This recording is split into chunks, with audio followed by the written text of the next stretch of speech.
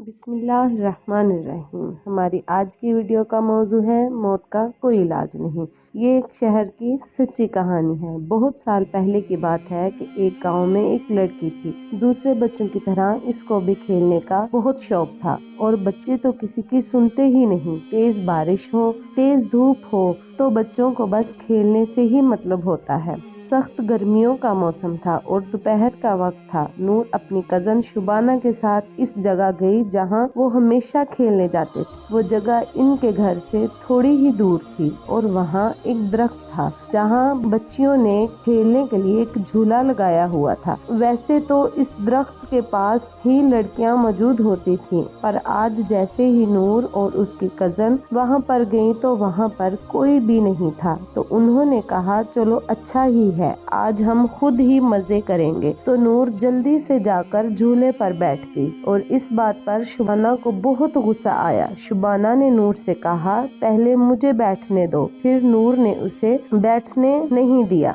और शुबाना गुस्से में चली गई। नूर को ये एहसास ही नहीं हुआ कि वो नूर वहाँ पर अकेली रह गई है। अचानक नूर को महसूस हुआ कि जैसे इसे कोई झूला दे रहा है और आस्ता आस्ता वो तेज हवा में जा रही थी। अब वो खुद भी डरने लगी, ये इसके साथ क्या हो रहा है। नूर वहाँ से चलने लगी और वहाँ कोई भी नहीं था जो इसकी मदद करता। नूर को अजीब अजीब आवाजें सुनाई देने लगी। वो अचानक से इस झूले से गिर गई और बेहोश हो गई। कुछ देर बाद जब इसकी आंख खुली तो इसने देखा वो अपने ही घर में है, पर वो कुछ बोलने या फिर कुछ करने की हालत में नहीं थी।